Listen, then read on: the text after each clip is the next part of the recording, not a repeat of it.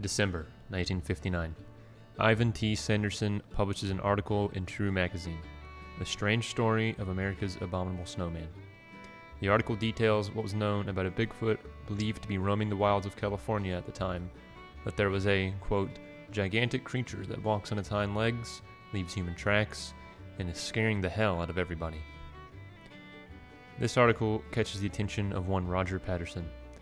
Patterson was living near the Bluff Creek area about 2 hours south of the Oregon border. The Bluff Creek area had become somewhat legendary in Bigfoot hunting in recent years as a hotbed for reported sightings and tracks. Patterson himself became a staunch Bigfoot believer and dedicated himself to proving the existence of the legendary creature. 1964. Patterson returns to Bluff Creek and meets Pat Graves, who drives him into the area.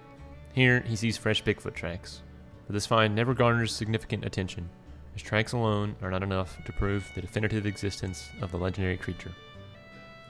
Patterson, however, doesn't lose hope, and he remains determined to show the world the creature he so strongly believes roams the California wilderness.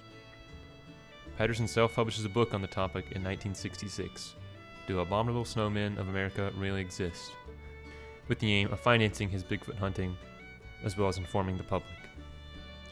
1967, May. Patterson begins filming a pseudo-documentary related to Bigfoot. In October of the same year, Patterson and his longtime friend Robert Bob Gimlin head to Northern California to shoot footage for the documentary. With them, they carry food, water, and 3 horses. On the afternoon of Friday, October 20th, 1967, Patterson and Gimlin were headed upstream when they came upon an overturned tree. As they navigate around the tree and its large root system, they see a large pile of logs from a flood in years prior. Behind this pile of logs, they claim, stood a female Bigfoot around 6 foot 6 inches tall, nearly 2 meters. The creature was a large, hairy, bipedal, ape-like figure with short, silvery brown or dark reddish-brown hair covering most of its body, including its chest. Patterson claims his horse reared upon seeing the creature. He dismounts the horse and begins searching the saddlebags for his camera. Once he finds it, he runs towards the figure with the camera, whilst instructing Gimlin to get the rifle out and shoot the creature if it becomes aggressive. Gimlin crosses the creek on horseback and dismounts his horse, being careful to not point his rifle at the creature, as instructed by Patterson. Patterson gets about 80 feet, or 24 meters, from the Bigfoot before he glances over at the men. Patterson is later quoted as describing the expression on the creature's face as, quote, one of contempt and disgust. You know how it is when the umpire tells you, one more word and you're out of the game. That's the way it felt. In the footage, the creature briefly disappears into the trees before emerging again in the final seconds of the film. The Bigfoot then disappeared into the trees as the film on the camera ran out. At this point, Gimlin remounted his horse and followed the creature until it disappeared from sight in the woods. Patterson then called him back for fear that its mate may appear and attack the men, and Patterson had the only rifle the two had brought. The men then grabbed a second roll of film and recorded tracks of the animal.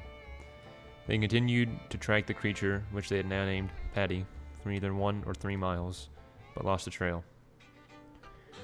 They returned to their campsite and picked up plaster and used this to make casts of Patty's footprints, as well as measuring the step length.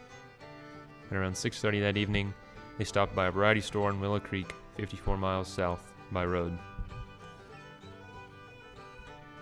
The men continued on to the town of Eureka to ship the film and have it developed. After shipping the film, they returned to their camp where they had left their horses. On the way back, they met with some friends nearby, and Patterson called a newspaper in Eureka and relayed his story. They made it back to their campsite around midnight. The next morning, it began raining heavily, so Gimlin returned to the film site and covered the tracks with tree bark in an attempt to protect them from the weather. Gimlin returned to camp, and the men decided to head home instead of searching for more evidence, afraid the rain could wash out the logging roads, leaving them stuck. Patterson had the film developed as soon as he could, as he was convinced he had definitively proven the existence of Bigfoot, and believed scientists would accept his video as the proof.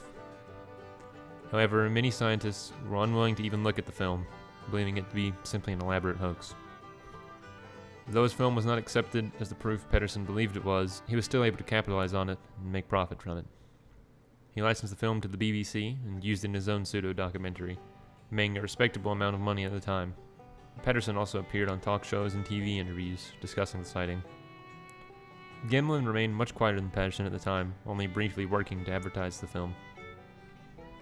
He avoided discussing the encounter publicly for many years, and he also turned down requests for interviews. Gimlin says this is due to the fact that Patterson and the film's publicity manager had broken their agreement to split the profits from the film evenly between the three of them, and his wife also did not want to be in the spotlight.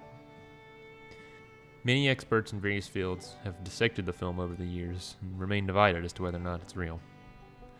Critics cite the creature's behavior, saying that such a secretive animal would likely have retreated much more rapidly upon seeing the men, rather than slowly walking away whilst turning to keep an eye on them.